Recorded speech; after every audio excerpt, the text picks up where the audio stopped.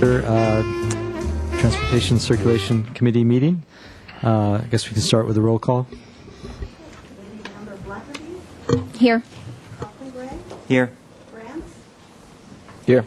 Moss, Pritchett, Here. Tabor, and Chair Bradley. Here. Okay. Are there any changes to the agenda? No, there are no changes. Okay.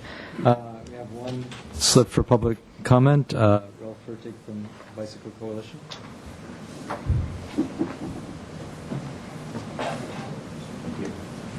Chairman Bradley and members of the committee, I'm Ralph Fertig. I'm president of the Santa Barbara Bicycle Coalition, and I want to say that I just returned from a week at the Pro Walk, Pro Bike conference in Chattanooga, Tennessee, and Ed France also not on. Try again. Try again. Thank you.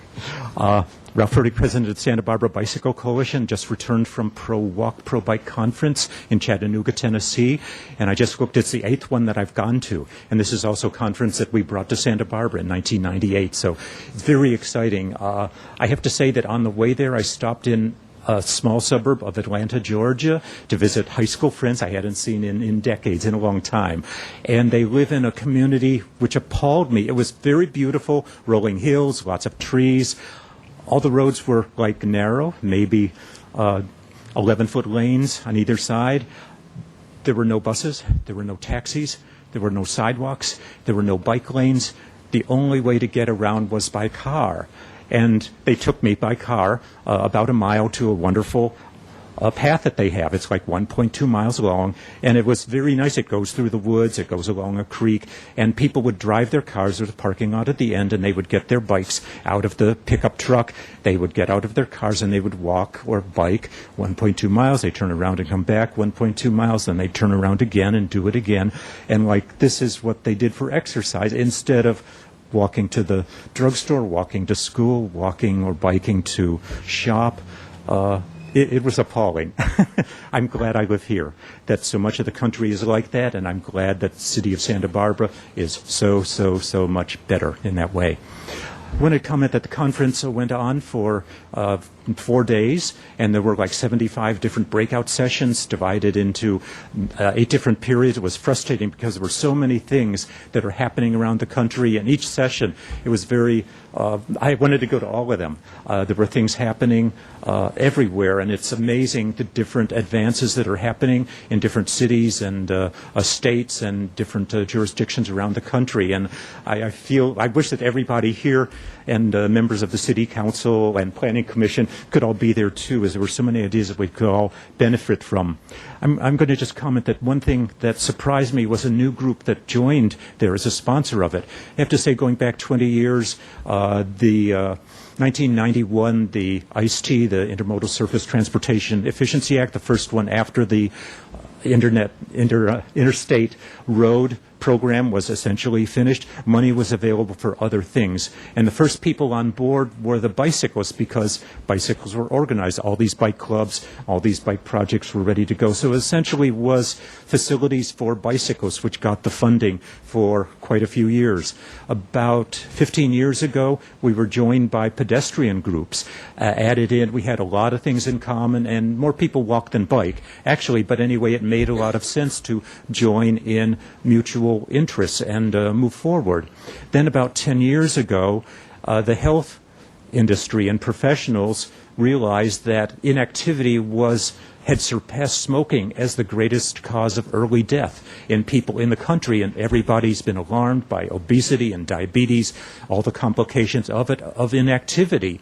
So they came on board because they realized that walking and biking can be easily woven into the fabric of everyday lives. Not everybody wants to go to a health club and sit on a exercycle for half an hour when they can get there by the bike instead. There was a publication, something that came out at the last meeting was from the National Association of Realtors, and they had a publication which they passed out on Common Ground. and they have 1,500 associations around the country. Mega trends of the decade, and the cover is about bicycling, and one after the other. The others talk about what is happening in terms of housing in the country, how much people are willing to pay extra for being in a walkable, bikeable community instead of one that isn't. Where bike paths can be put in, how livable streets can be conducted. So it's something that surprised me, as I never thought of them before, that they're ones whose livelihood depends on how savvy they are about the future. So they're on board. More people are coming on. It's a very exciting time. Things are moving forward. Thank you very much. Thank you, Mr. Furtick. I hope if you hear anything from the conference that could be used in Santa Barbara, I hope you'll come back to a future meeting and give us some more details on it. There are a lot of things, and I hope to. Okay, great, thanks.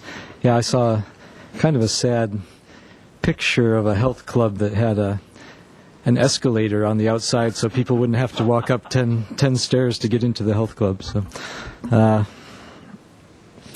okay. I also want to give you the Bicycle Coalition a little kudos for the bicycle valet parking at the Santa Barbara Bowl. I went there the other night, and so if anybody listening wants to avoid the parking hassle and traffic at the bowl, there's free bicycle parking there. Okay. Our next item is the approval of minutes from April 22nd. So it's been a while. If anybody can remember what happened at that meeting. I'd move to approve the minutes. I'll second. I have a little correction in here, or more of an amendment on how they're written. The initials BTA are referenced with several speakers. I just like that defined in here in the final version, or just do a global search and write it out instead of BTA.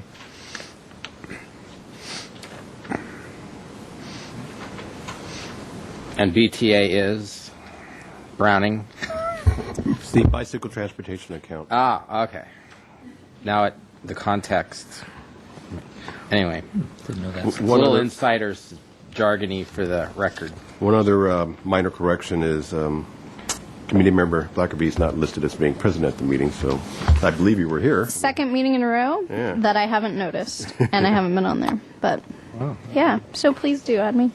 Okay, so we'll add your name to the minutes, and so with those changes, all in favor of accepting the minutes? Aye. Aye. Any opposed? No. Okay, accepted.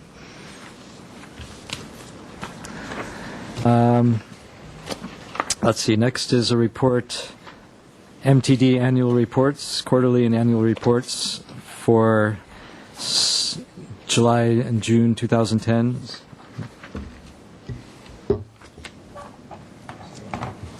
Are we getting a presentation on this, or? Well, this is an informational item. Okay.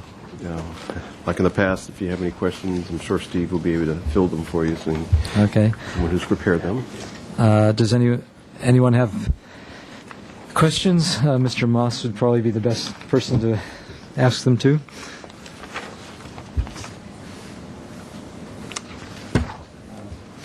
Sure.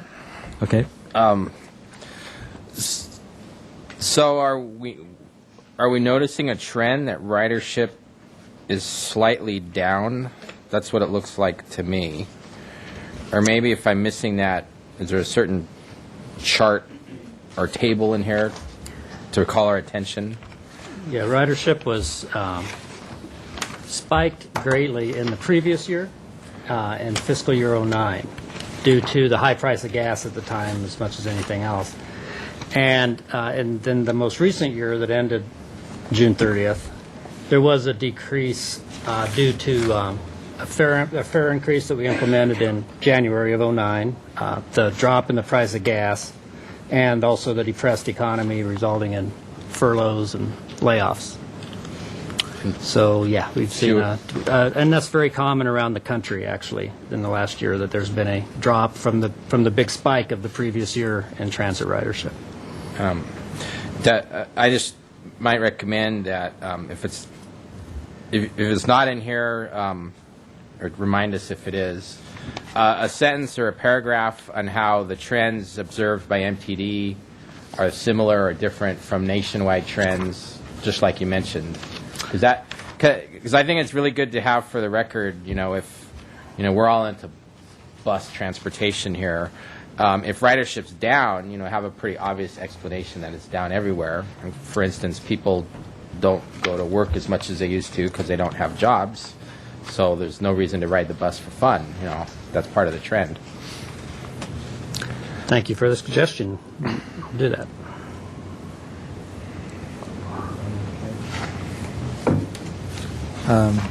Ms. Schwartz?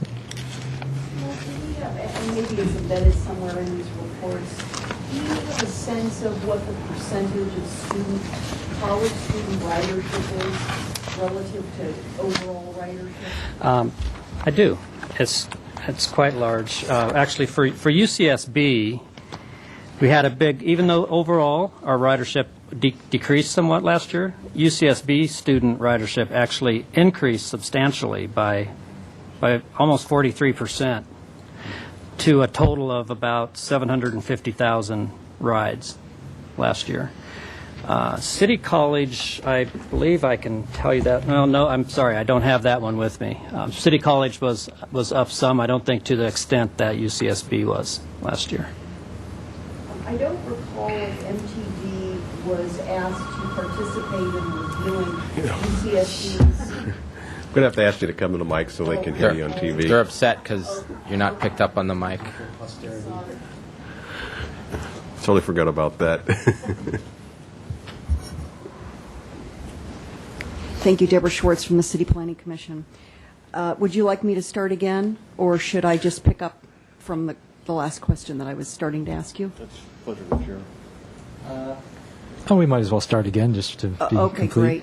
great. My question was to Mr. Moss to find out, first of all, what percentage, if we know, is the college student ridership vis-a-vis total ridership of our services. And I think you mentioned that UCSB is about 700, list last year, 750,000, which represents a 43% increase.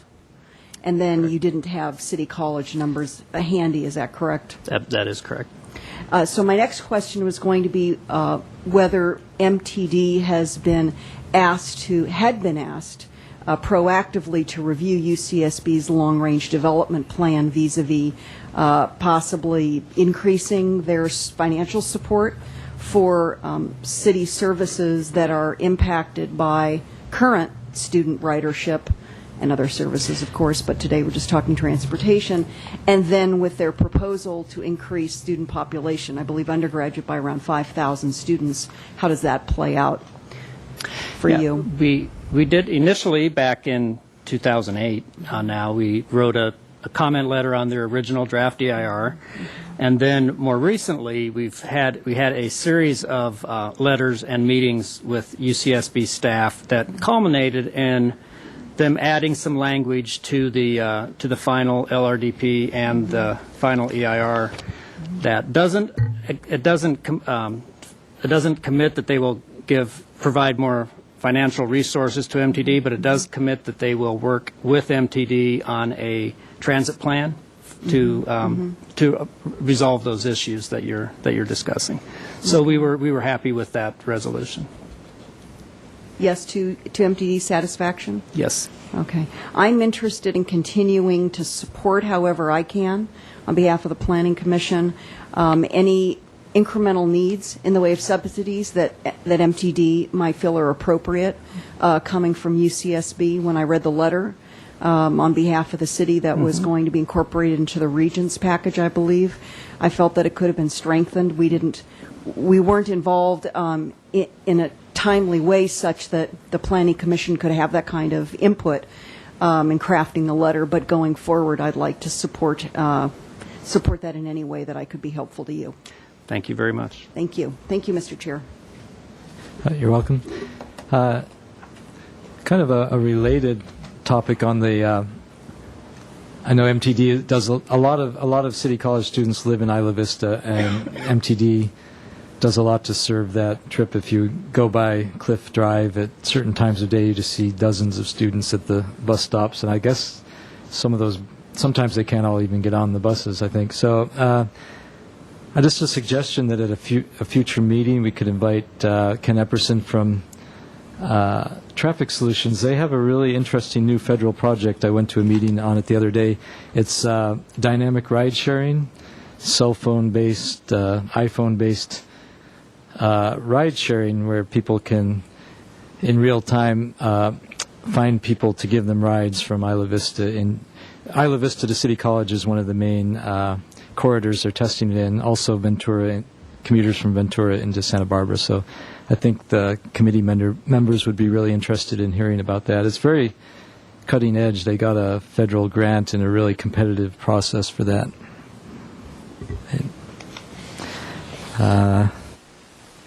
Okay. So any further questions on the MTD reports? Okay. So our next item is the Streets Fiscal Year 2012 Capital Improvement Program Report.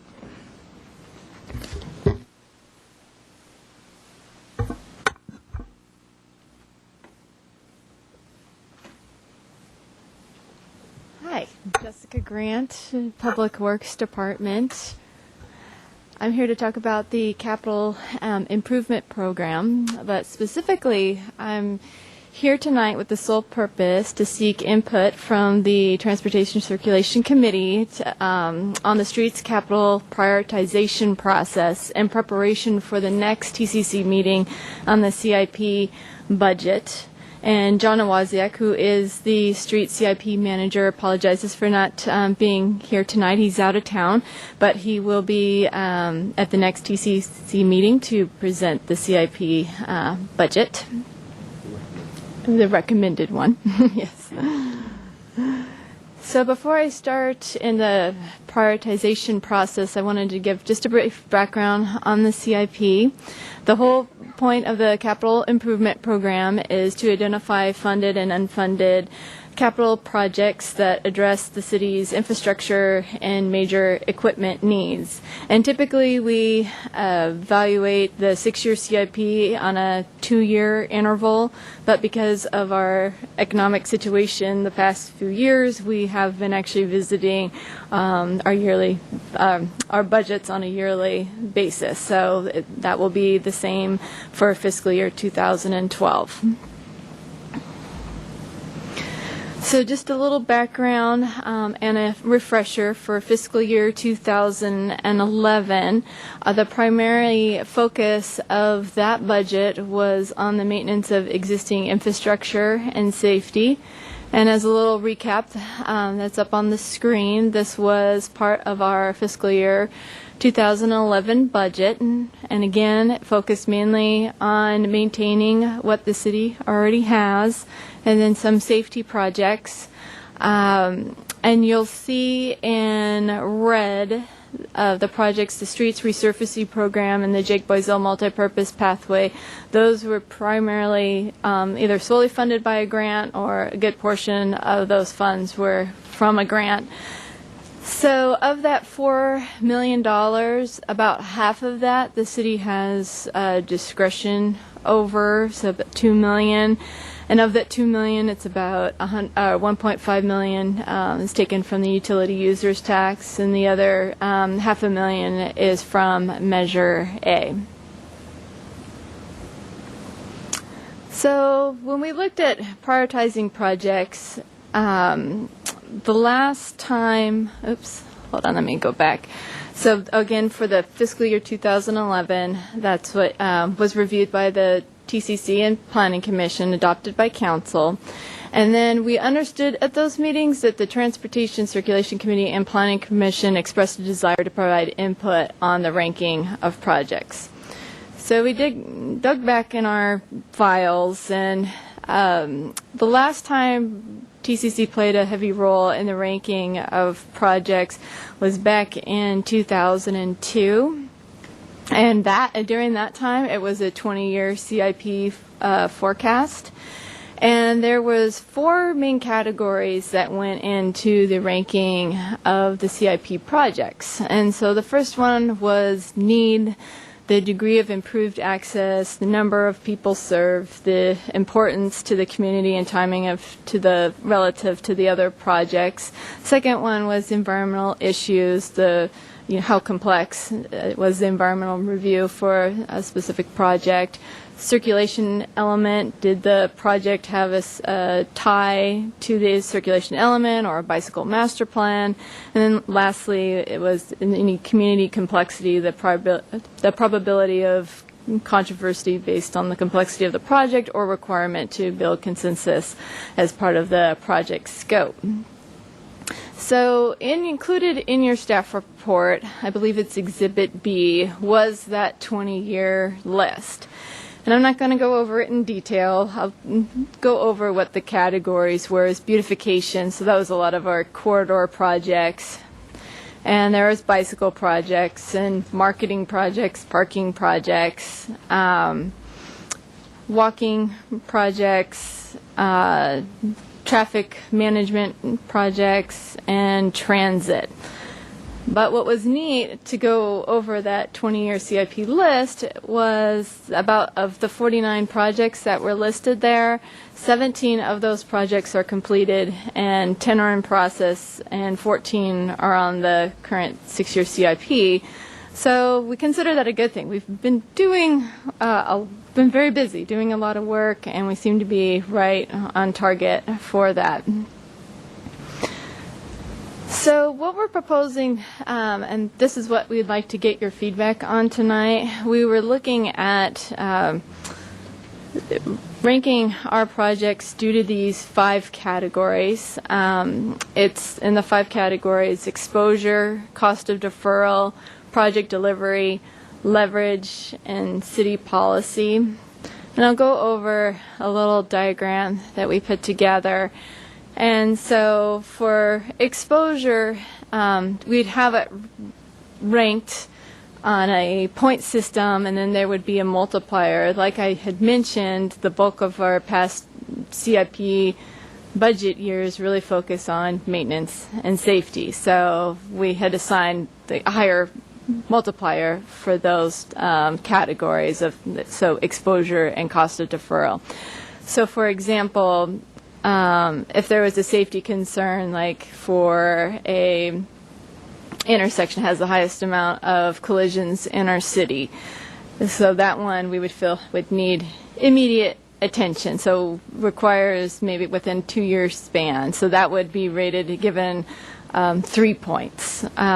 Maybe another project, so cost of deferral, well, what is that in relation to do it now versus in the future? A good example of one that would be rated high in this category would be, under the streets capital, would be this pavement maintenance, that we try and do it now, because if you forecast in the future with inflation and all of that, it's much more expensive to do it in out years than it is to try and do it on a regular basis. The third category, project delivery, again, when we think of review process, a lot of it's tied with environmental review. Can this be done within city review or state or federal review, which is common for our streets projects, under 6 months? Would it be between 6 months and a year, or over a year? And then leverage, again, would be on a point system. So the ones that would be rated higher in this category is if they have grant funding. Some projects that come to mind that are high in leverage in our streets capital would be our bridge projects, where we're getting either 100% or 80% funding on those. And the last one would be city policy, and that would be, again, directly related to the circulation element, bicycle master plan, pedestrian master plan, or council direction of a certain policy. So just to give a quick example of how it would be, there would be, say, projects A, B, and C, an A would have a high exposure, high deferral cost. Delivery would be maybe it needs all CEQA, NEPA, full reviews of that, EIR. Leverage, maybe we have some grant funding, and yes, it's under one of our policies. And Project B, maybe it's not as high on the safety list. The deferral, whether you do it now or later, not too much of a difference in anticipated cost. Delivery for that one, maybe you can get it through city, state, federal processes rather quickly. Leverage, maybe we have some grant funding for that. So anyway, when we go through and rate all the projects, we'd end up with totals and then the weighted totals. And we're hoping to use this sort of system just as a tool. We'd like to think still we would use human judgment on top of this as well. So say, for example, we have maybe 5 very similar rated projects like Project A, and we're continuing to move on those. But maybe there's a gap in time where maybe Project B we can slide in between the Project A timeframes, or and that we would maybe bounce that to higher on the list because of that. So anyway, that's what we would like your input on tonight. And again, we do have I have in Exhibit A the list of the streets capital projects, and there are approximately 100 projects that we are dealing with. The list that I have, again, is in draft form, and we hope to, at the next meeting, have the final list of projects. But again, with that and with the fiscal year 2012 budget, we'd like to get your input as far as a ranking of the projects. That concludes my presentation. Happy to answer any questions. Excuse me. Okay, does anyone have questions? Let's see. Let's go start with Ed and down this way. Chair Bradley, my first question is a point of clarification. On the slide, the capital, basically CIP projects that are already complete, and actually probably Browning or potentially Drew Van Hengel, you could answer this best.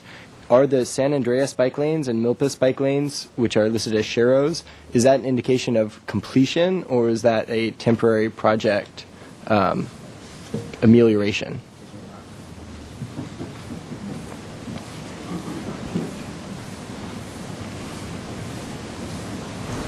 Chair Badley and committee members, those projects are no longer considered for the CIP at this time because of the difficulty in the adjacent land use needs for on-street parking. And so we did take the approach that we would improve the visibility and attractiveness in some way by having Sharrows in there, which will be installed during the next pavement management cycle, which is going on right now. Okay, so actually specifically on that question with the Sharrows then, because, for example, on Milpas, there are Sharrows, but not within, I don't know what the spacing in between them are. It's, and I think the Sharrows as a bicycle route is less than 300 feet per Sharrow. So with the paving process, those will be more standard? Right. The installations on Milpas follow the manual at the time when we did the installations, and now the manual specifies 250 feet separation, so kind of a beginning of block and mid-block, and then again at the beginning of the next block. So we'll be correcting the Sharrows that are installed on Milpas currently, which is only about a 3-block segment, and we'll be trying to fill the whole length of Milpas, or the most of the length of Milpas. So you'll see not only more Sharrows per block, but more blocks with Sharrows. Great. Thank you.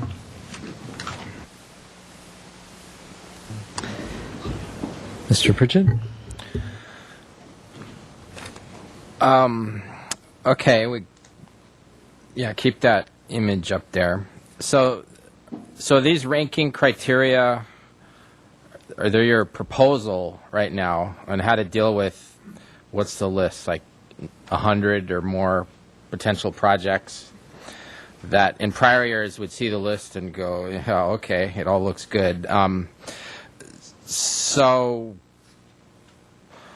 I like this approach, though I will recommend a different multiplier, and that would be the project delivery multiplier should be a 1 instead of a 2. The leverage multiplier should be a 2 instead of a 1. And the city policy multiplier should be a 3 instead of a 1. And essentially this means that projects that are implementing an existing policy should be higher priority, higher ranking. And by reducing the project delivery multiplier, that means sometimes the project's still important and it takes a nasty neg deck to get it through, and the complexity of the environmental review shouldn't really affect the importance of a project. So I'm proposing to dip that down a little, and leverage is a higher multiplier in my proposal, just to take advantage of outside funds. And if there's a very ripe grant program, that usually drives most city projects to chase them down. So just admit that and give that a slightly higher multiplier.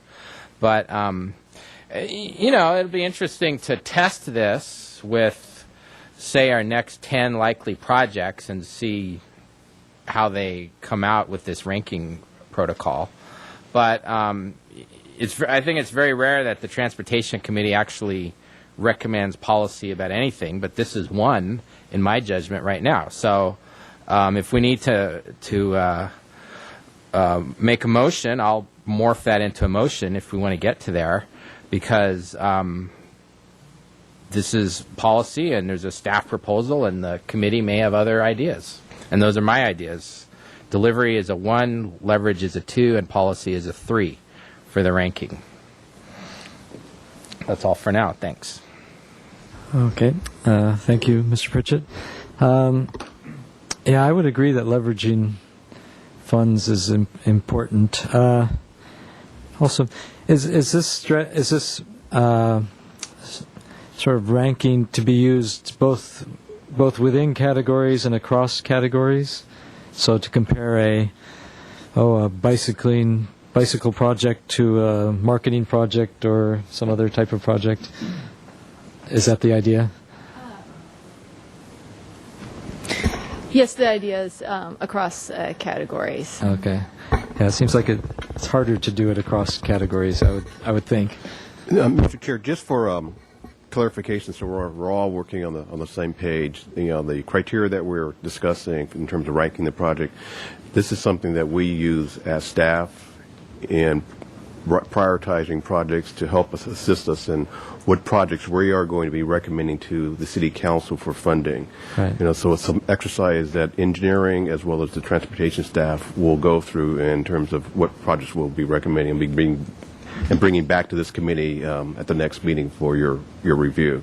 Okay. So I just want to be clear that in this case you're advising staff rather than the City Council. Right. Okay. Thank you. That helps.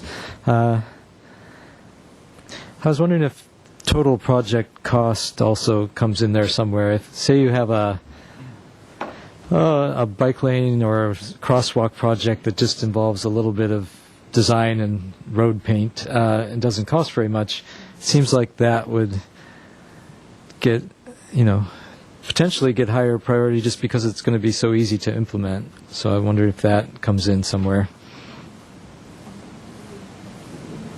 Okay. I think that's all I have. Okay. Ms. Blackerby? I could be fine with upping leverage, upping the multiplier on leverage, and maybe changing it on project delivery as well.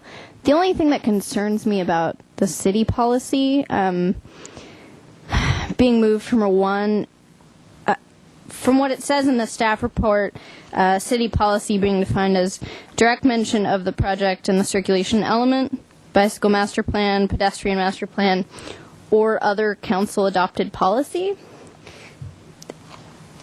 to me, as long as it's in the circulation element, bicycle master plan, pedestrian master plan, that feels safe.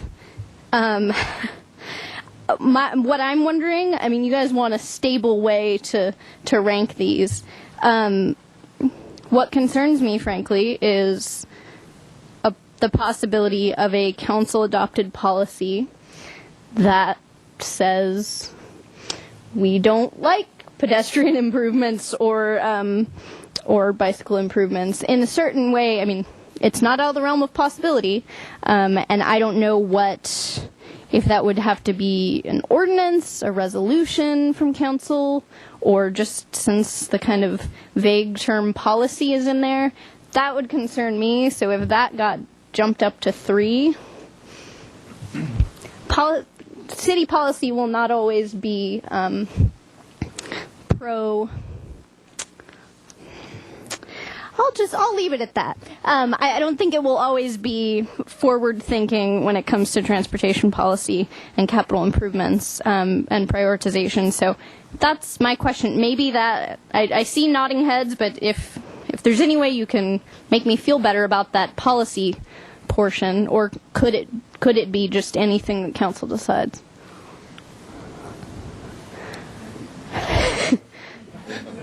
Anyone, welcome to answer.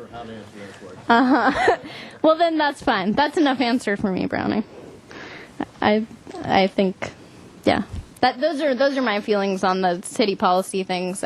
Personally, I would leave it where it is, and like you said about the human element of when we do go to look at, and when council goes to look at capital improvement plans, there is the,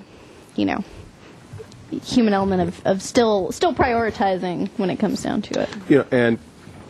When we look at the pedestrian master plan, for example, that is it's a master plan, but it's a guideline. It gives us ideas of how we can move forward. Same thing with the bicycle master plan. So it's not an absolute. Obviously the final decision does rest with the city council. Mm-hmm. So that's when we're looking at some of those policies that we in the transportation division deals with on a regular basis. They're our guide.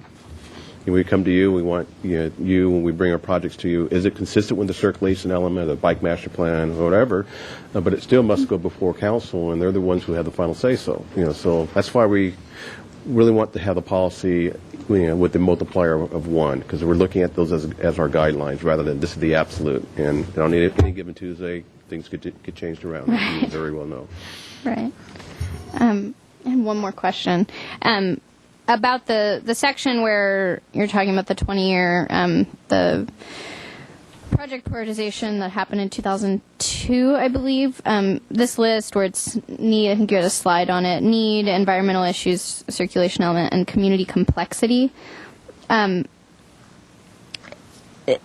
I understand it, and correct me if I'm wrong, this list is just for information of what was used at the time by the committee, or by staff, or who used those criteria?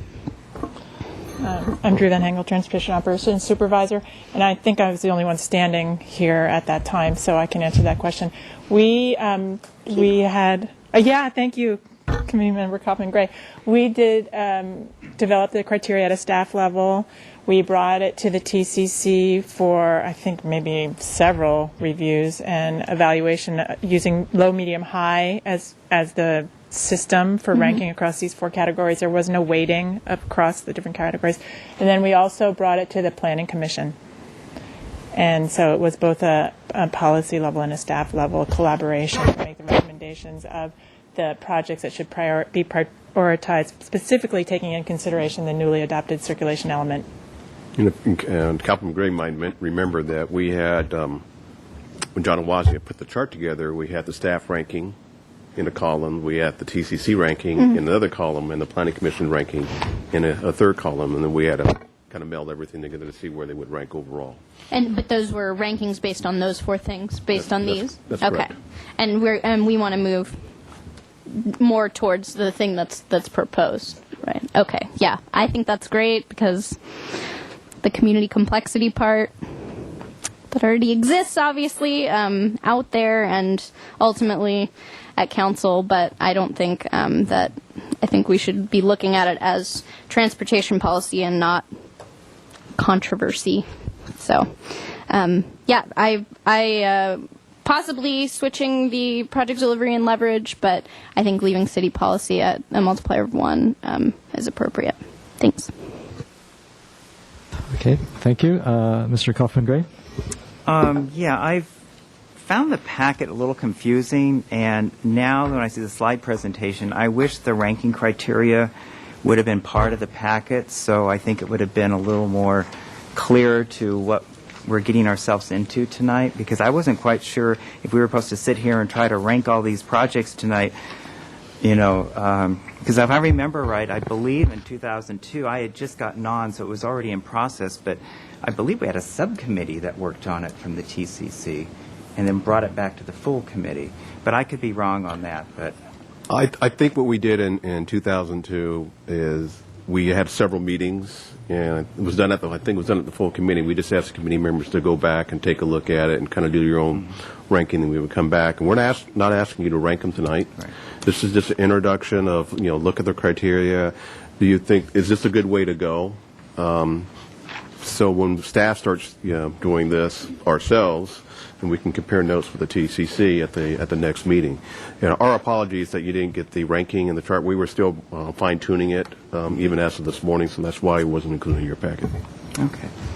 Yeah, I mean, I do think this is a lot better way to go than how we did it in the past. As far as changing anything right now, I'd like staff to look at it and maybe look at Committee Member Pritchard's suggestions and see if that makes a difference. Is there a national, was this something the city made up, or is it based on something that's done nationwide in different other cities, or? Oh, Drew, you did it. Okay. Yeah, what we did is engineering had a methodology they had been using for a couple of years, and then Drew, being the numbers type person, she wanted to put a more of a quantified method together. So we have actually showed some rankings. So it wasn't just, yeah, we think this is the best project. You know, how did we come to the conclusion that this is the highest ranking project? Okay. Well, I think this is a good way to go in the future. So I'm looking forward to seeing. So the way I understand it, you'll come back to us with all of these projects after you plug in the numbers and see how they come out ranking, and then we'll discuss it after that. That's correct. Okay. And that would be at the next meeting, and we're shooting at having another TCC meeting. You know, hold on, next month. So 2 months in a row. So it'll be on the 28th. Okay. I do have to mention something real quick on the projects here. De La Vina and Figueroa, on one page it says in progress. I assume that is, because that has already been funded, so that is in the planning stages. As last April I heard it was in the planning stages. Is that still correct? That's correct. Okay. And then the other two on De La Vina further down, it says unfunded, so I assume that that's something the Canon Perdido and De La Vina. Yeah, it depends upon how much De La Vina and Figueroa cost. We had that transportation congestion grant, Right. And when the money's not available right now with the state of California, but it really depends upon if the grant is still available, how much money we would have left over Okay. to do so the that other one intersections. is technically still unfunded. Right. Okay. Thank you very much. Okay, thank you. Mr. Moss? Thank you, Chair Bradley. Just a couple of questions. Thanks for the update, by the way.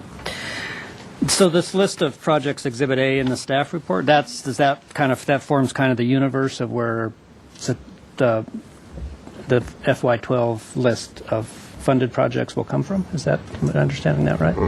That's the list that engineering as well as transportation has been currently working on to be put into the CIP. All right. Thank you. On a question about that's that ranking criteria called city policy. It's in the staff report. It's spelled out in a little more detail than in the slide up there, and it says it kind of echoes the previous one, the previous method of ranking, where it says that direct mention of the project in either the circulation element, bicycle plan, or pedestrian plan. So that sounds to me like we need more than just a 0 or a 1 then, if that's the case, because that would say if it's not mentioned but yet is still consistent with the policy, it would get a 0. Yeah. So maybe there'd be a possibility of putting at least a 1 in the middle there or something. Agreed. Okay. I think your multipliers are fine. I don't have any problems with those. And that's it. Mr. France, you had more questions? Thank you, Chair Bradley. I'd like to go to a general comment, and I'd love if you'd be able to help address me, just my concerns here.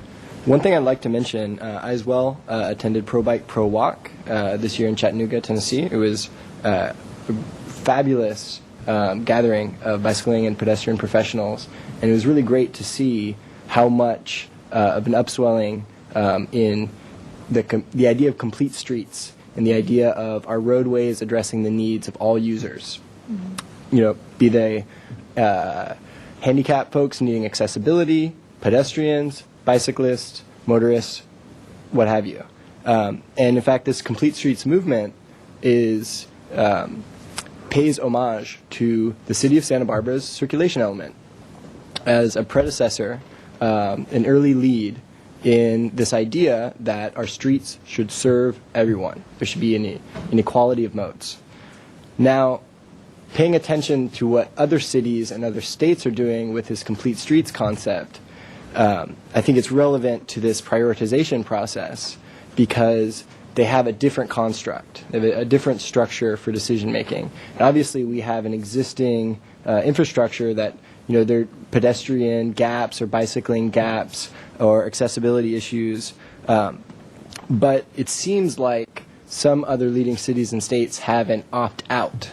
So if there's going to be a project and for some reason it can't have an equality of modes, or there's an area that there's funding going to for a given reason, they cannot achieve an equality of modes, it comes to a committee like this that basically grants the power to opt out of a project. Now, I understand our structure is different. It's kind of comparing apples and oranges. But it seems to me that in some ways we are kind of an opt-in.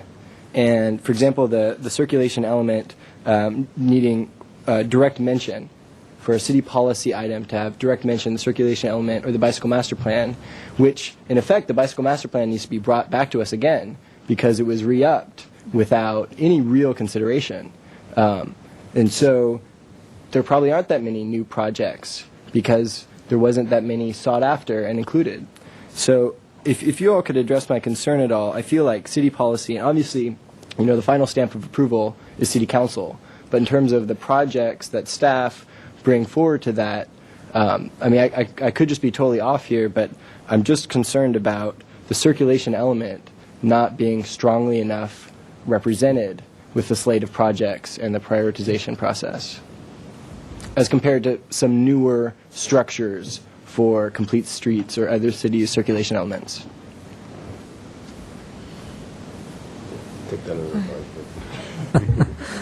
Okay. Thank you, Mr. France. Yeah, I also have a general comment. I know we've talked. I see the parking master plan and a few different guises there, and we've talked in this committee about the importance of parking master plan. You know, a lot of the evidence from around the country shows that parking policy is probably the most effective in changing the way things operate in the downtown area. Now, I know with Plan Santa Barbara, it doesn't look like we're getting closer to any consensus on parking policy, but I just want to sort of reiterate the importance of not just letting that slide through the cracks forever and keep pushing. If I could request staff to keep pushing for that to happen at some point. Okay, anyone else have any? Mr. Pritchett? Let me on these ranking criteria. Let me offer a suggestion that I think is synthesizing what some other committee members are saying. For the column on points, I suggest and hope others agree, like what Steve Moss was mentioning. Perhaps we could have 2 points if the project is specified by policy, 1 point if the project is consistent with policy, and then 0 points if it's not relevant to the policy.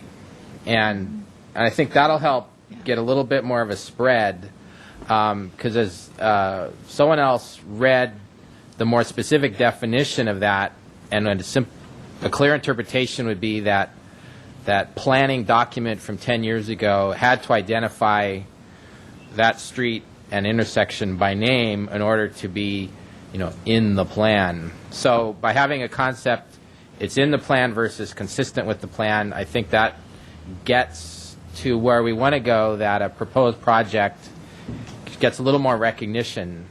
So let's have the range of points, 0, 1, and 2.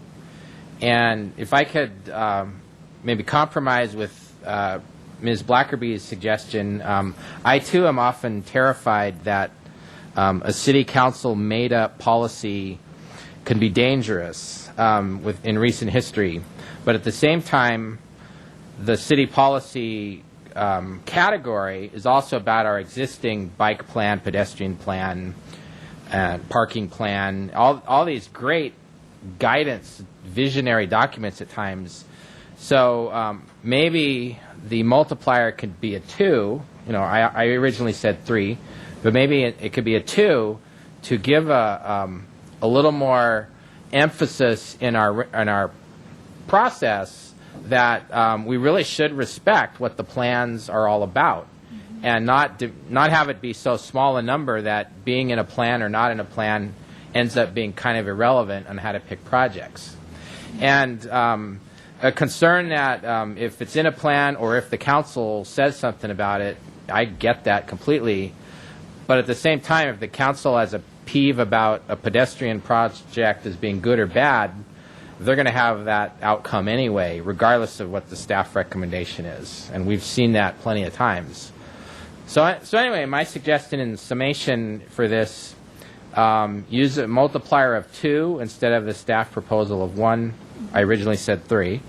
And have that spread of points, 0, 1, and 2, instead of 0 or 1 right now. And then, as Browning said, so are we really going to see this at our next meeting? You're going to apply these criteria? Okay.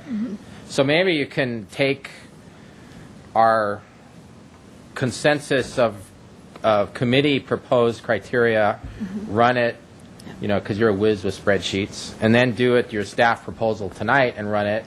We'll see if it even makes a difference in the end. May be subtle. So that's a procedure way to go if we indeed are having a meeting next month, which is great. And I have one other question, very off the criteria point. A couple of weeks ago at the City Council, there was an action to spend another $20,000 to design the Carrillo Street project from the capital program. Where is that $20,000 coming from? Which budget's getting cut to find that $20,000? You want to answer?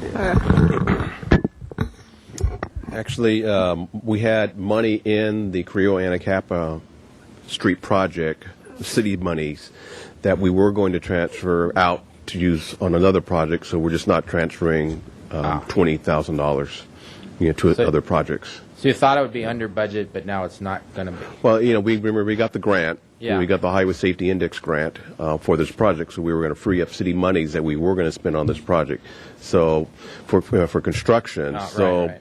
So instead of transferring the $350, the $400,000, we're going to transfer less money to other projects to redesign this intersection project. Okay. In any case, other projects aren't going to have those funds, like the sidewalk in your neighborhood. Okay, anything further on this topic?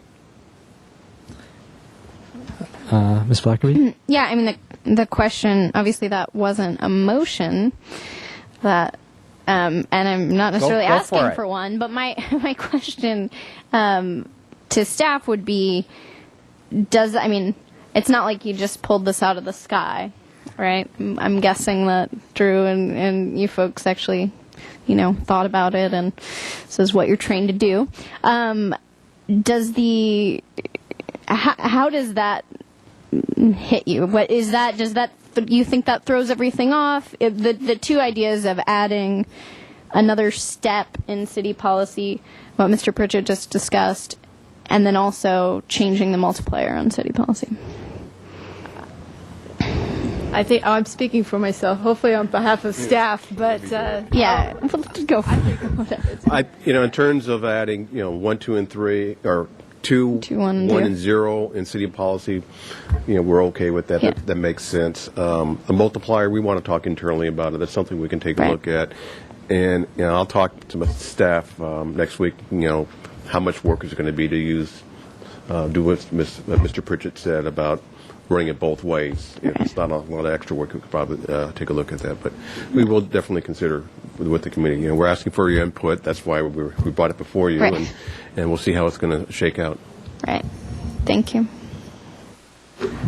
I guess the criterion I mentioned about total cost might come under project delivery. That is not just the length of time for review, but also to find the funds and do the project.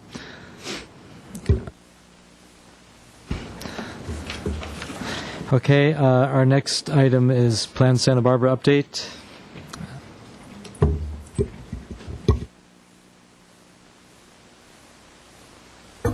Could I not have walked in at a more perfect time?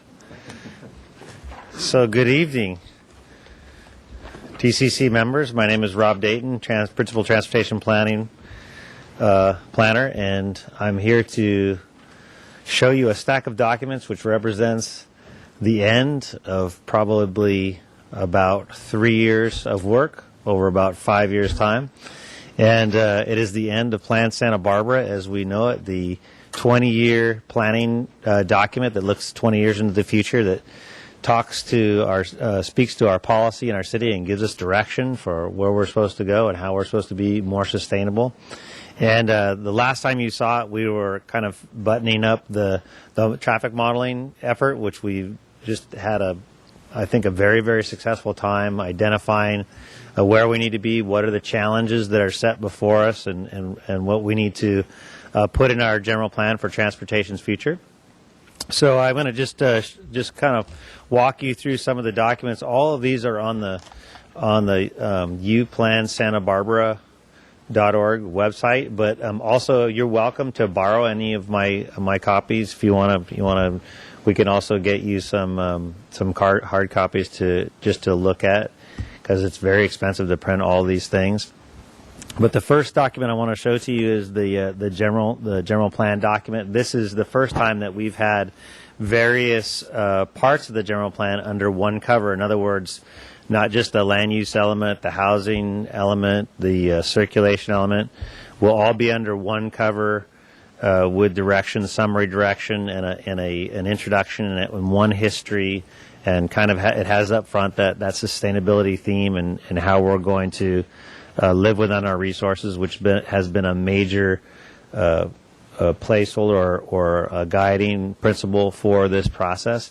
And inside here, under the transportation, you will find many good things. I hope you were able to look at that and see how it's changed, how it's morphed. It has changed somewhat from when the Planning Commission recommended to the Council. You'll recall that they were recommending a robust TDM strategy, and they have pulled back a little bit from that. Based on what we've heard, we've pulled back a lot. And the TDM strategies that are in this document are more of will be folded into the adaptive management program. In other words, so as we move forward in time and the city incurs congestion or their problems arise, they'll have the tools, which is the TDM, the Transportation Demand Management tools, in this document they're referenced to pick from, to then implement as they see fit to avoid or reduce congestion as it occurs. So, and that adaptive management program was always viewed as a very strong asset of this document. In other words, that it can change over time. That it's a tool to adjust our course. So we're not waiting 20 years to adjust course, but we're doing it over time as things happen. So those are all in here, and then the appendices to that, and then the final program environmental impact report, which has all the traffic modeling information and all how the travel demand management strategies impact traffic, what can we expect over the next 20 years. One of the other things that the council adjusted, as you will recall, the planning commission was recommending 1 million square feet of commercial over 1,000 years, or not, we call it non-residential, but it's easier to say commercial for understanding, is for 20 years, is that it's now a 1.5 million, so it's just a little bit more square footage, and they dropped the housing, the density is a little bit more reserved. You have to look at that. There's all a bunch of changes, and I don't want to go over all of them with you, but have you be able to look at the documents. The Planning Commission is going to be certifying, hopefully, this document next week. The Planning Commission meetings will be Wednesday and Thursday of next week, and you're welcome to come. The Planning Commission does certify the environmental document, and then they will forward the general plan and make recommendations to the council, which will be at their tentatively scheduled for October 26th and October 27th of next month. And if everything goes right, we'll have an adopted general plan at that time. So I'm happy to answer any questions that you may have. We've left it on your agenda so that if you want to make any kind of last words, final say to the Planning Commission and the Council, we've made that provision on the agenda. Also, another a great document that I'm sure you'll love to read is the response to comments. This is every single comment that we received on the environmental document has a response in here. It's actually a good piece of work. And then the final document is the hybrid alternative analysis. You may have heard us talk about the hybrid.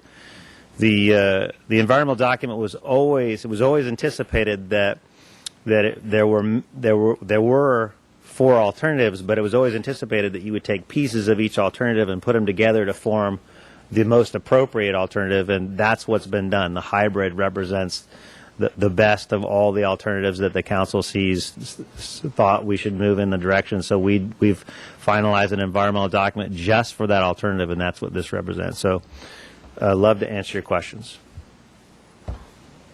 Okay. I'll start at the other end this time, Mr. Moss.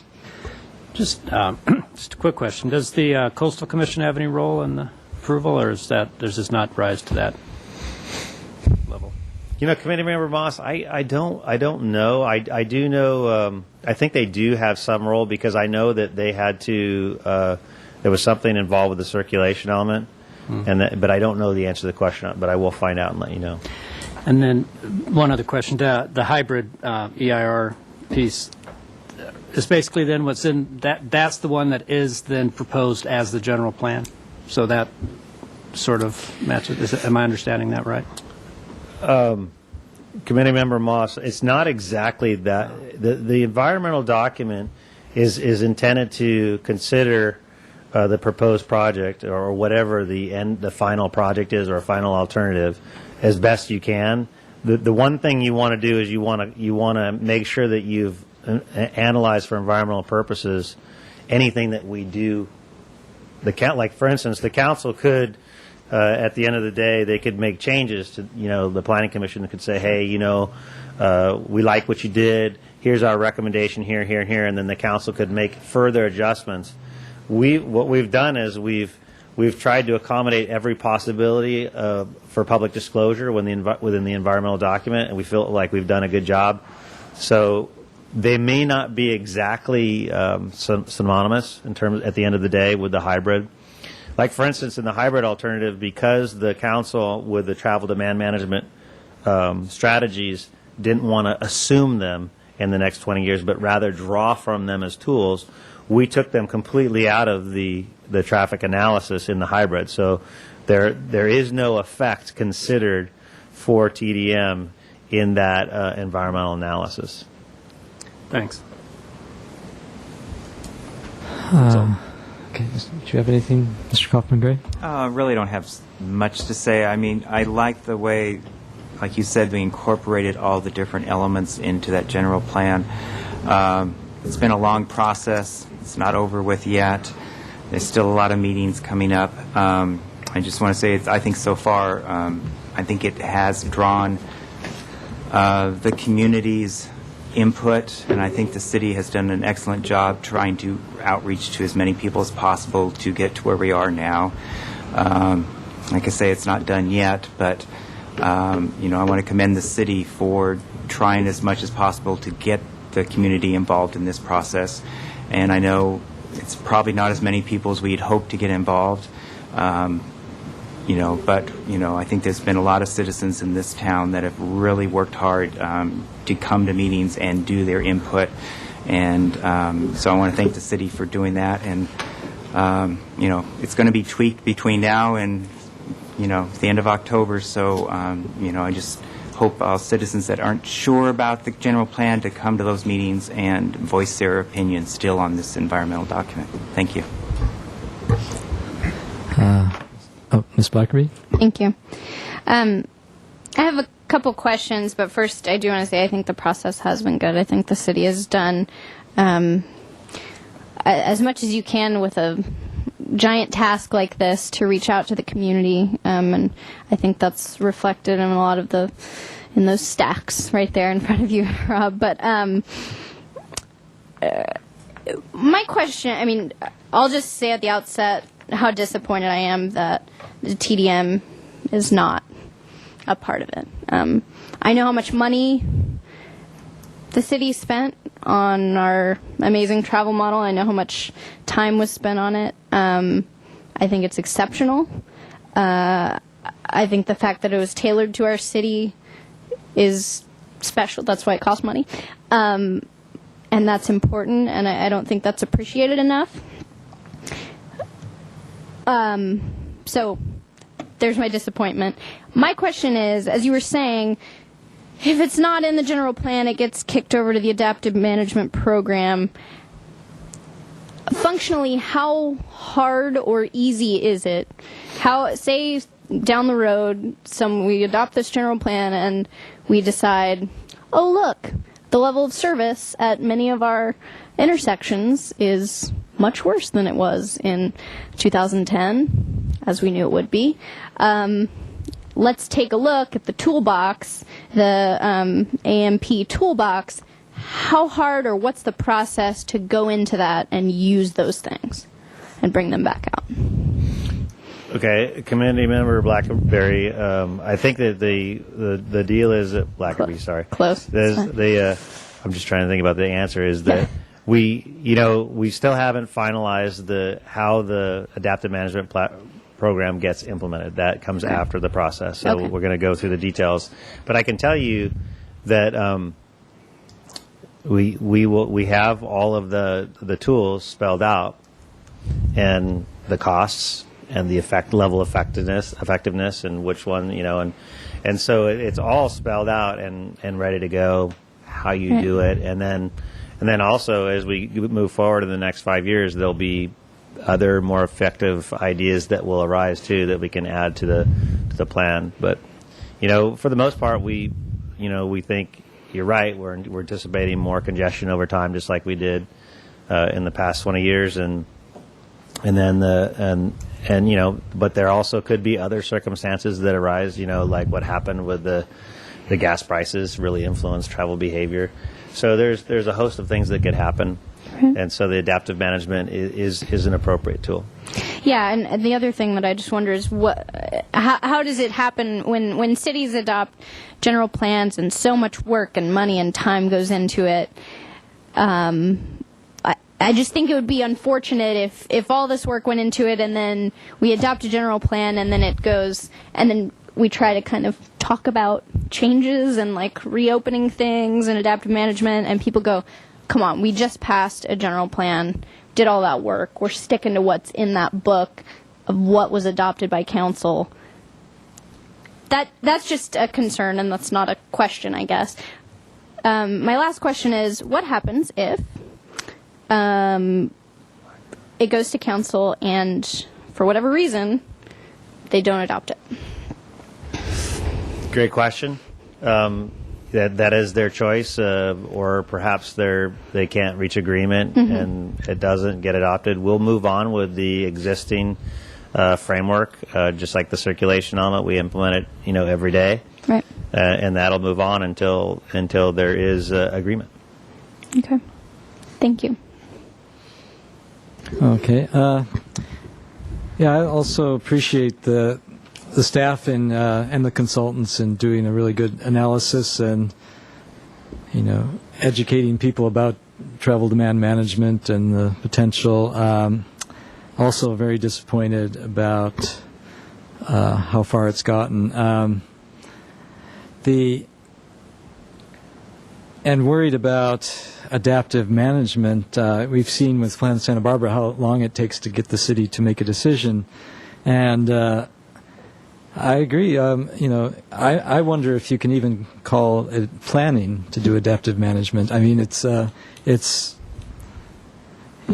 the time you see the problem, it's usually going to be too late to really put in a solution that will do anything until a few years down the road. So that's my biggest reservation. Also, I have to say, if I was on the Planning Commission or the Council, I wouldn't pass the hybrid alternative, even with all the good housing features in it. Part of the reason is because I'd be worried that someone will sue the city because you're passing an alternative that has Class 1 environmental impacts in it that aren't mitigated, consciously not mitigated. So I don't know. I don't know if you checked with your attorneys on that, but I would. Okay, Mr. Thanks. Some of you on the committee have asked the same questions I was wondering about. Now that we have the plan with all the elements in one binding, what revisions have been done to the circulation element? In fact, our staff memo for tonight encourages us to review the circulation element to get a better understanding of the council's direction. So do we have a way to tell what's in the new circulation element you just waved around tonight versus the current circulation element? Or is what is different? So, in answering your question, the circulation element, the famous pink document, at Right. this point is not proposed to change whatsoever. But- It would be okay. the same document. And council hasn't told us to change that document. What we were doing was, I think what we were mainly doing in recommending the policies that we did in the new framework is that we were saying these are the points that haven't really been implemented in the circulation element, the one we have, and that they're considerations. They haven't really moved forward, like the parking policy management stuff. We haven't really touched. It's very controversial. We brought that to the surface and said, this is what it takes. After we did the modeling effort, we said this is what it takes if you really want to go to the next level of congestion management. And so what's in here really had represented, the next step beyond the more purposeful policies, the more intentional circulation element policies. It represents a newer, higher level. So it's been edited to be a little bit more like the circulation element is now, which is more, consider if you get, like for parking pricing, it's written to be about stakeholder involvement and agreement with downtown business owners as to moving forward. And so it has that language that gives you the room. So you're not saying at this point, we're doing this now. You're saying, no, we want to consider these things, but we're not doing them now. And, you know, as it is, you know, it is a 20-year horizon, so we've said all along, you don't have to start these TDM policies now, but you do have to start preparing to do them. And so, you know, over the next, let's say, 5 years, we'll probably be bringing them up again as congestion levels rise or don't, and saying this one's appropriate, this one, you know, you might want to look at this, or start the conversations that are needed with stakeholders to see if the timing's right as the economy turns around, that kind of thing. Okay, so so what I heard is the preferred project now does not include the transportation demand management, TDM, that we talked about during many meetings. That's out, or that's not in the description right now. So but it's described, though, in saying these are adaptive management options for the future, right? If that's in the general plan, you've got a section called, you know, a menu of adaptive management. It's my paraphrasing. Because it's in a general plan, assuming it gets approved, does that really matter? What is the obligation or the process to start using those tools in the box or picking from the menu of adaptive management, whether or not it's in the general plan at all? Do those adaptive management measures have some higher status, or are they easier to pursue? Instead of just 10 years from now, traffic is worse than ever, and the council says, well, what can we do about it? And then they do a project. What's the practical difference between those two processes? Well, the adaptive management program will most likely be tied to our land use implementation. So as we move forward, it's all about the transportation portion is all about supporting the land use we've approved. Right. And as you know, the last 20-year period, we really ratcheted down the amount of commercial, which is going to be consistent for the next 20-year period. And as you also know, we have a pretty stringent level service standard that developers have to come under. In other words, they can't add traffic to intersections that have an impact already. So as we start beating up against the ceiling, like, no one can develop, which we were at, in the early 90s, there were, particularly on Milpas, anything that was developed on Milpas, we pretty much just said, no, you can't do it because of the way Milpas interchange was. Well, now the roundabout's in place, so now development has been freely moving on Milpas. So as we reach the ceilings again and developers can't develop, then that'll represent an apex that we need to address it. It's like, well, the development can't go forward. Is there any? You said apex. I was thinking trigger.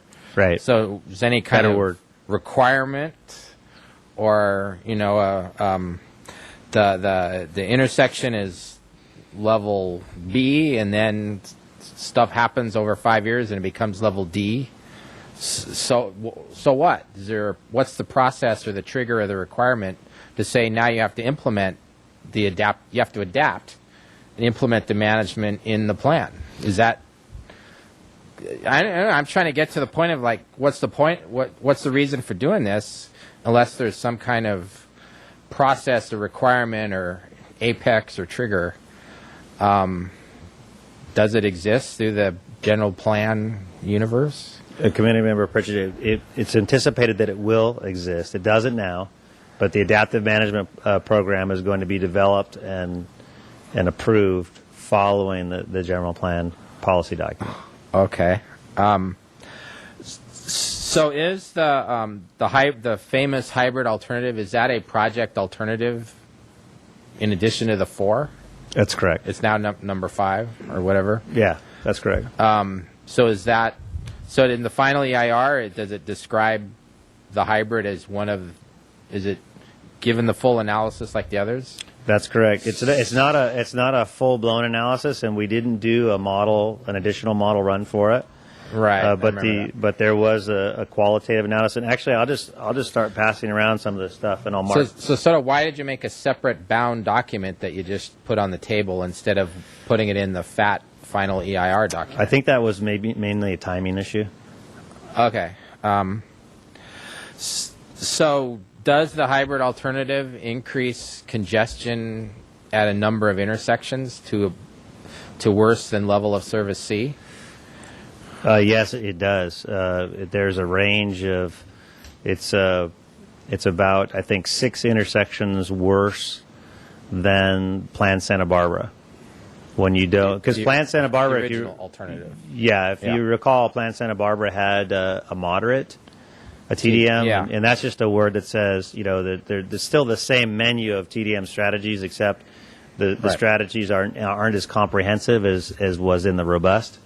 In that moderate TDM program, the Plan Santa Barbara, that was doing quite a bit to lower or offset congestion in the future. So without that plan, there are more impacted intersections predicted.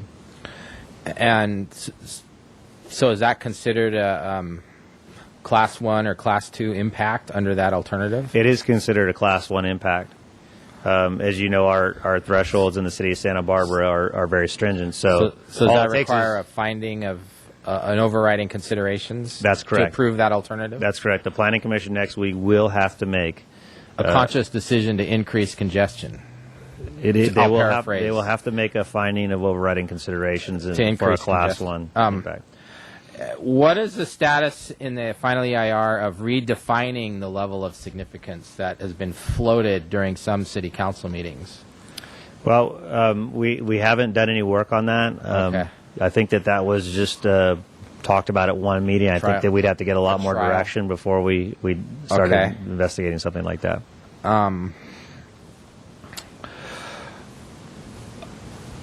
Okay, and does the whole planning process have a way to tease apart the housing element and slam that through to the state to meet the deadline and let the rest of it keep getting worked on? Yeah, that'd be a great question for Betty Wiesif if she was here. But well. I think that the intention is that next month it'll be approved. That's what we're going for. But I think the housing element will be approved. Yeah. Okay, so as far as you know, staff are sort of preparing to make that a separate action. I think by that the they council? probably have a strategy. Okay. I still agree with Mr. Bradley's comment that the general plan relying on sort of these future options to adaptively manage to deal with the problem way in the future if we want to, which is the way I'm paraphrasing it. That's not really planning. It's putting off tough decisions. And that's the thing about traffic is it creeps. It's very gradual, and so it's like weeds in my garden. They just 6 months later it's full of weeds. Well, it was all gradual because I just watched it every day from that kitchen window grow. Traffic congestion is going to be the same way, and maybe if we do the Plan B and have to approve the housing element separately and deal with the rest of it to chase 5 votes, we can do more real planning in a year or two. That's all. Thanks.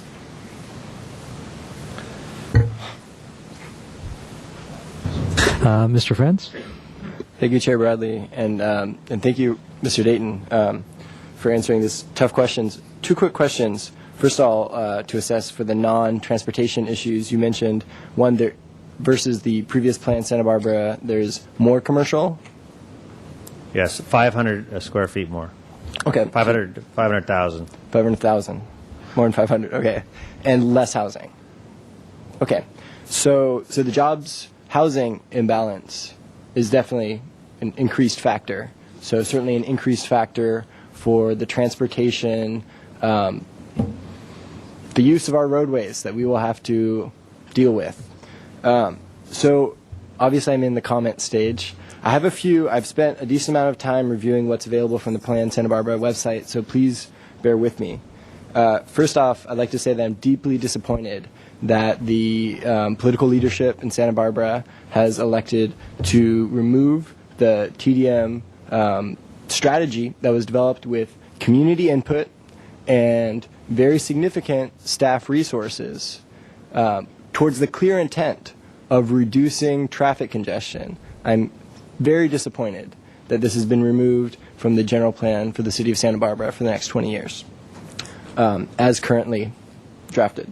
I would like to say, too, that it seems clear that this is a departure from the spirit of Plan Santa Barbara, in that the community input was valued throughout this process. And clearly, and I'd love to actually spend some time going through all of those documents, all of the community input received, because traffic congestion is a clear concern, as well as walkability, bikeability, livability of our streets, and traffic congestion can obviously make that worse. Also, I'd like to make a comment on the adaptive management tool. And Mr. Dayton, if you could address this concern. It was written in the last document that I read in the Plan Santa Barbara document. I didn't actually see the wording adaptive management. I saw the wording experimental, so that any TDM measures enacted would be considered experimental and actually have more significant restrictions in terms of bureaucracy and stakeholder approval, as opposed to less. Does that seem consistent with? No, you'd have to point that out to me, but that doesn't. Okay. We're not experimenting. We're particularly the certainly all this work to develop this process would show that's not experimental. Yeah, we only showed. We've only put forward travel demand management devices or strategies that have shown to empirically show the results that is demonstrated in the traffic model. And then we also, and specifically when I say shown or empirically shown, what I mean is that the same strategy was done in another community and had similar results in reducing peak hour congestion. Exactly. All of the TDM strategies have been shown empirically to reduce traffic, but remember, since we have a purely traffic model, our goal is to show how what we're doing is impacting that peak hour. And so some of the strategies, for instance, bicycle improvements, transit improvements, car sharing, bike sharing, those four, I think, mainly, although they have been empirically shown to reduce traffic, all trips, some amount, there is no, at least at the time we did the study, empirical analysis that showed how much they would reduce in the peak hour, which is our kind of our goal to get it. How do they reduce congestion? So it's not experimental. They're real strategies that can and will work. And I totally agree. I'd like to actually just call to everyone's attention the use of the term experimental in this document, and probably either just control find experimental in TDM, or as well, I mean, there's even specific mention of approval with the downtown organization of any future parking policy. So it seems like it seems clear to me that there's additional restriction as opposed to easier use for the adaptive management tool. So I'd like to just point out a couple things. Committee Member Pritchett pointed out the increased level, or the decreased level of service. It seems that the impact, which is a Class 1 impact, increased congestion, city streets and intersections, increased vehicle trips caused the number of intersections exceeding the city's level of service standard to increase from 13 to between 20 and 26. Potentially double. As well, intersections that are already congested would also get worse. Also in this document, two important statements. Application of robust transportation demand management mitigation would substantially reduce projected impacts. And then on that same page, it lists that the hybrid alternative does not include any assured expansion of city TDM programs beyond existing levels. So in other words, we know that these TDM policies that have been vetted through a statistical process are beneficial to addressing this environmental impact, and we also are choosing not to include any of them, aside from city existing programs, which are different from this, as you're saying, statistically vetted mitigation.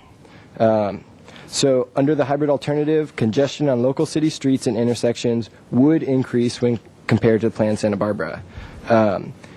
Class 2 impact, no reduction of per capita vehicle commute trips. So there certainly will be probably increased trips, but definitely increased residents with increased housing. And we are looking that policy elements of the hybrid alternative would contribute to the maintenance of the status quo. So we will have the status quo for vehicle commute trips. So overall, it will increase. So there will be more trips. So not including the moderate expansion of TDM programs would result in additional impacts to traffic congestion when compared to the planned Santa Barbara project. It is also noted that if combined with more vigorous TDM programs, impacts to traffic, air quality, energy and climate change under the lower growth alternative, which is the hybrid, could be further reduced. So in other words, it seems clear that if it's still politically feasible, inclusion of TDM programs, moderate TDM programs, would make the hybrid alternative environmentally superior. So I just wanted to share that. That was my brief findings reviewing the documents available on plansantabarbara.org. Actually, one other comment. I'm not certain if it's fitting for the committee, but I would like to put forward a motion to address our concern for the lack of TDM policy in the general plan.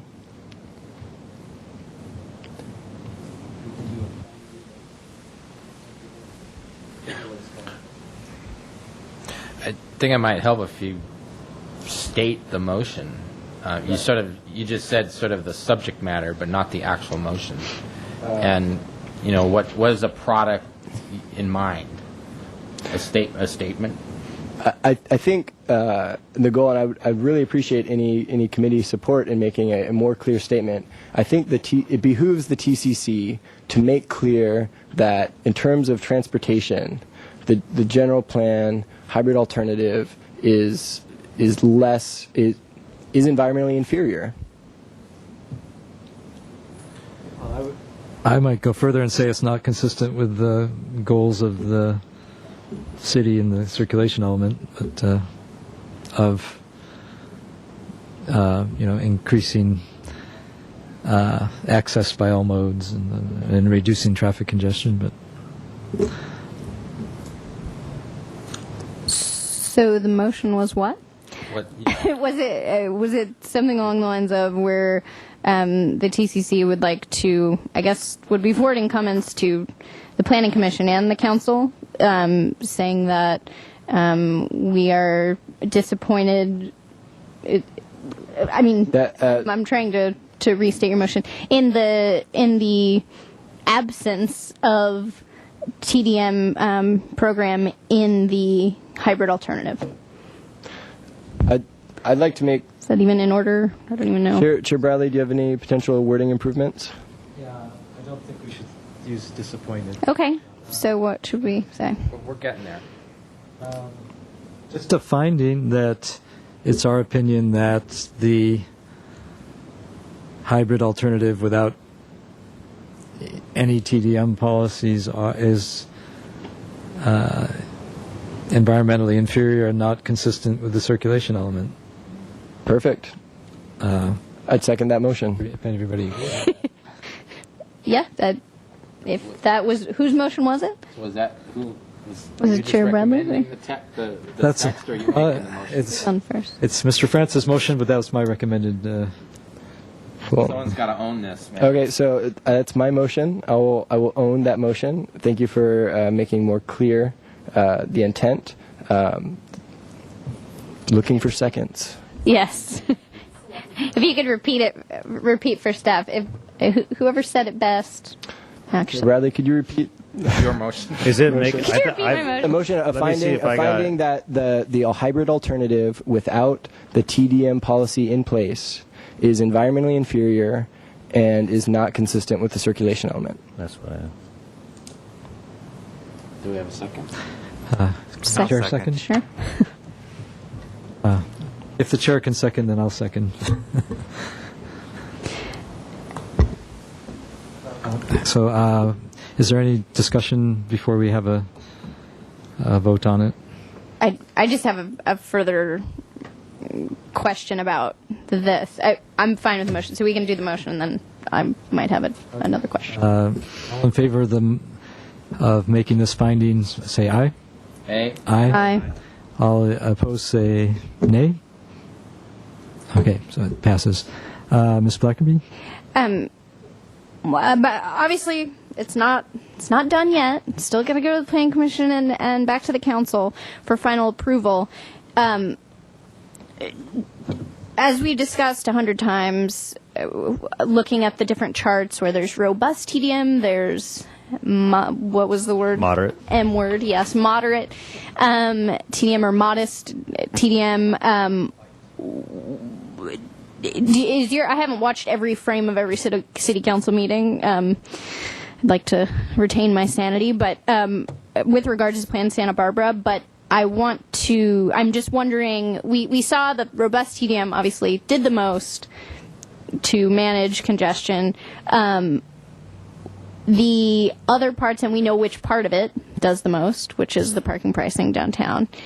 The other pieces, is it the understanding of staff that the direction of council was, we hate it all, we don't want to see a single stitch of it in our general plan, or, because as we said, like the most good done from TDM is from parking pricing, but there are the other items.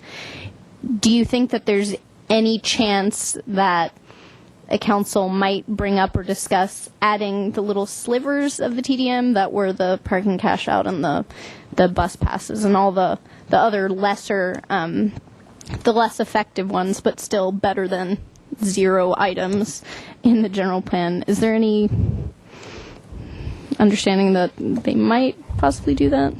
Well, I think that first of all, it's important to understand that this issue was very contentious. Yes. And so I think the staff work was a little challenging in that they didn't hash out to the nth degree each item and say, in or out. And I think that there was avoidance on that, again, because of the controversy. But I think that what we did hear some unanimity on is that we're willing to move forward with TDM where there is stakeholder and community support. And therefore, we're, instead of assuming that it's a done deal and that staff is just going forward with those action steps without further input, that they're instead put as strategies that will be discussed individually and move forward with stakeholder and community support individually. So from that perspective, everything that we've talked about is on the table. Nothing's been removed. In the general plan framework that I passed around, it actually, you can see the verbiage that we've used that holds them out to be available, and then in the environmental document, it explains exactly what the steps are to take, and there's actually baby steps and there's big steps, and so you can implement slowly. And right. So when you say stakeholder and community input, the whole Plan Santa Barbara process, that doesn't count as. Well, I guess think it's not for you to. I mean, it's not your. I don't know if it means exactly that. Again, I think with parking pricing, it's this. I think we heard that if the downtown business owners, stakeholders want to move forward with that, the council will consider that. And I think what we heard was who am I to stand in the way if that's what they want to do. So I think we'd be looking with working with the council and the stakeholders in that situation. Perhaps with the bike lane, we'd be working with the people, the business owners, where the parking would have to be removed for a period of time, right? So where the improvement would be, we'd be dealing with those individuals that are most directly impacted by that strategy. But not the individuals that might. But I'm just thinking, when we think of stakeholder, what I'm hearing is we think of the downtown organization. For one issue. Understood. They're a big organization downtown, connecting the business owners. When you say bike lane, we'll make sure that we get sign off from the business on that street. What about the person who might use the bike lane? It's kind of, and I understand, and this is not coming from staff. I understand that. I understand the political realities of our city council right now, but there are other people in the community who would like to be able to, like parking pricing would create, just come park downtown and use those downtown businesses. I'm just, when we talk about stakeholder issues and community issues, we need to think about the whole community and the definition of a stakeholder, I think. But thank you. Thank you. Yeah, I would agree with that. If there's going to be, if stakeholder and community input support is used as a criterion, there needs to be an objective way of measuring that. And I know the city has methods, but the one used for the Oak Park Samarkand traffic calming a few years ago certainly didn't work very well. So there needs to be a better method than that too. So otherwise it just boils down to politics and who you listen to. So Mr. Chair. Yes. Speaking of listening to, I think we've honed the issue pretty well in this discussion. Especially defining all the stakeholders when we say stakeholders, so it's not just code. But I would encourage us to set up another joint meeting with the Downtown Parking Committee. We talked about TDM a few months ago at one of their meetings, and we got to a great point of defining all the points of view, but then we ran out of time because they end at 9 o'clock. Understandably, we ran out of time to then start to come up with solutions or work moving forward, because the basic question which that meeting never got to, which is still hanging out there, is certainly for the downtown business climate, paying for car parking is bad for business to a point.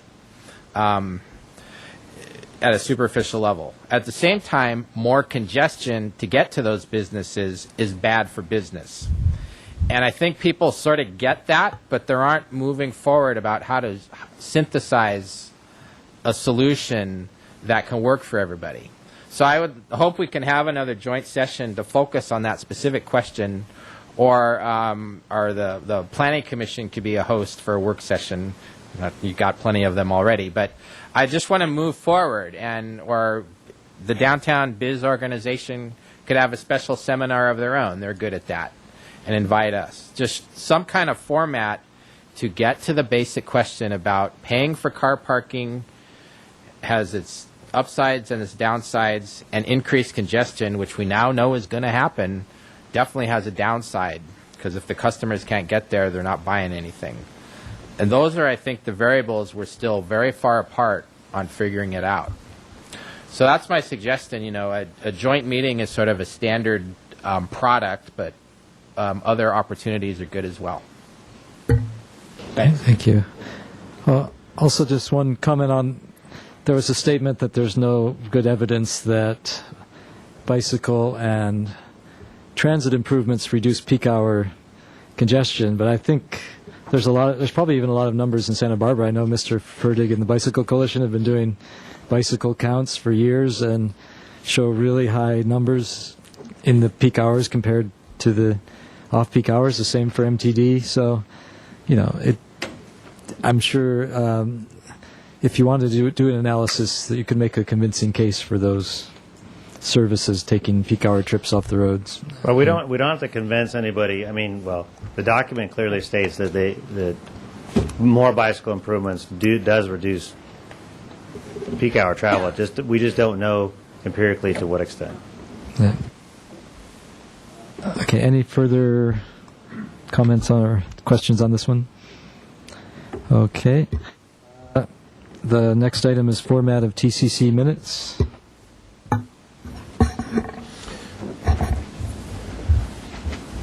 Thank you, Mr. Chair and committee.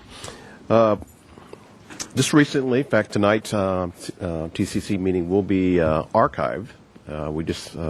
Kim just got the training about a month ago, so we're now going to be able to archive it, so be able to go on the internet to review prior TCC meetings. So if there's any questions about what action was taken or this conversation, we'll be able to do that versus having to order the meeting on DVD. With that in mind, the fact that we are in a pretty significant budget issue. Kim is doing double duty. She's working in transportation as well as working in engineering. We would like to, scale back or condense the minutes, so not have as long and detailed minutes and move more in into the realm of action minutes. And obviously, if there's a comment that a member of this committee wants to make sure is read in the minutes, that would be in there, so it's in written form, especially if it's something where we're reviewing a capital improvement project that's going to be going to ABR, HLC, or the City Council, and the committee wants to make sure certain things are reflected in the minutes, so when it's being reviewed by the other bodies, that certainly is something that we can do. But we want to discuss this with the committee just to reduce the workload on Kim, especially seeing that we'll have the archive available online. So I'd like to get the input from the committee. Anybody, Mr. Pritchett? It's certainly great to get full respect for our committee to have video archives like many of the other boards and committees do. That's it's fine to use the video as a detailed record instead of literally it's like a transcription in our meeting minutes. What I want to get to is what's happened to the video recordings of prior meetings, because they've been shown on City TV a long time. Do you all at staff have those discs going way back? Yes, Kim has basically she has them at her desk. A bunch of them. Because I'm asking that because the City TV staff told me that after a year they discard it, so they don't keep a video record because memory is so expensive, to store it on a server. So I just glad you all have a DVD, and I'd also I think it's very simple. Now that we have such awesome written minutes from the past, let's put those up at the website, and even if they have a long list going back months or a couple of years, I think that's fine, not a problem, because you post them there anyway, and then they disappear. So I'm just asking that they don't disappear, just keep them up, because then we can search for things pretty easily if we can get to them.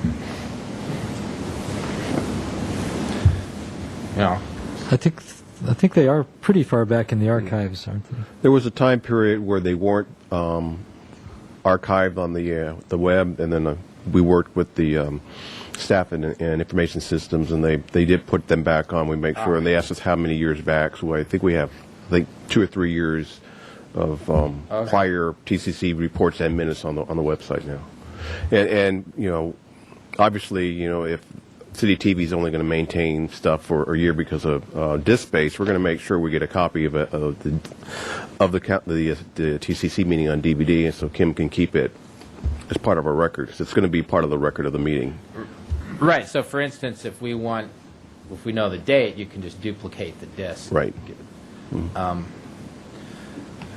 But yeah. So after our meeting tonight, what's the best estimate of when it'll be up at the website, or is it automatically there now?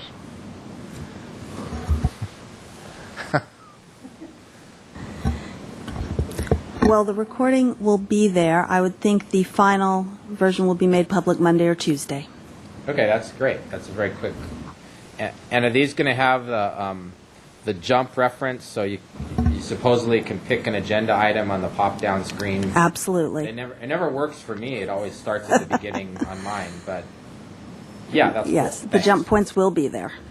Okay. Anyone else? Ms. Blackaby? I would move that we change the format of our minutes to action minutes, because since we're moving into the online archiving. You have a second? I'll second that. Okay. All in favor? Aye. Aye. Any opposed? Okay. And I had a question. Yes? Is it possible to then archive the old meetings on the web, or can you not do that? I don't know the answer to that question, but that's something we'll explore. And I'm sure the folks at City TV are listening to that question, so we'll probably have an answer shortly on that one. It's easy. As I understand it, the part that takes up time is sort of making the link between the agenda and the time code. Don't do that. Just get the video there and the date, as long as it's there, that's serving 99% of our interest. We'll look into that. Cool. Just real quick, under a quick announcement, getting ready to do the annual recruitment for boards and commission, and 4 of you have your terms expiring this year. So, Member Blackerby, you're expiring this December 31st because you filled your term. Yes, I'm talking about everybody's term because you filled the balance of a person's term, as well as Mr. Kaufman Gray, Mr. Moss, and Mr. Pritchett. Mr. Kaufman Gray, you've had 2 terms on the committee. Obviously, you can still submit and see if the council would appoint you to a 3rd term.